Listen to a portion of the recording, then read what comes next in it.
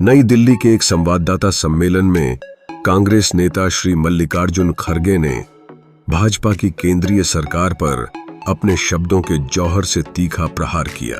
उन्होंने एक के बाद एक मोदी सरकार की विफलताओं और झूठे वादों की लंबी सूची पेश करते हुए भाजपा की नीतियों पर गहरी प्रतिक्रिया दी। खड़गे जी ने कहा कि पिछले एक दशक में जो फर्जी वादे किए गए, उनकी असलियत जनता के समक्ष उजागर हो गई है। खड़गे ने कहा, भाजपा सरकार ने जितना कूड़ा फैलाया है, उसका परिणाम आज देश की जनता भुगत रही है।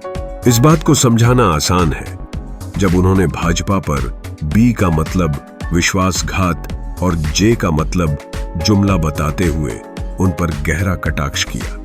यह स्थिति उन लोगों के लिए चिंतन का विषय बन गई है जो रोजगार, महंगाई और भ्रष्टाचार जैसी समस्याओं से जूझ रहे हैं। खड़गे जी ने मोदी सरकार पर 5 प्रमुख सवाल उठाए। पहले, रोजगार के संकट की बात करते हुए उन्होंने स्पष्ट रूप से पूछा कि आखिर हर साल 2 करोड़ नौकरियों का वादा कहां गया।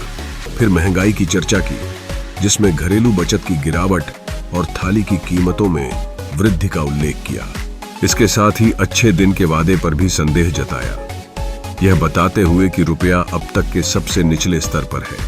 खड़गे ने इसे भी नहीं छोड़ा जब उन्होंने विकसित भारत के सपने पर सवाल खड़े किए, जिसमें उन्होंने सरकारी प्रोजेक्ट्स की गुणवत्ता को लेकर चिंताएं व्यक्त की।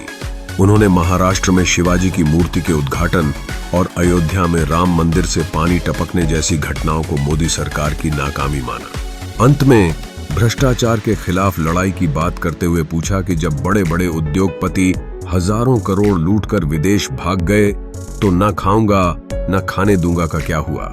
इस तरह खड़गे जी ने मोदी सरकार की कथित विफलताओं को बिना किसी संकोच के उजागर किया और उन्हें जनता के समक्ष लाने का साहस दिखाया। उन्होंने केवल सवाल नहीं उठाए, बल्कि उन वादों का भी जिक्र किया जिन्हें पूरा करने का सरकार ने कोई प्रयास नहीं किया।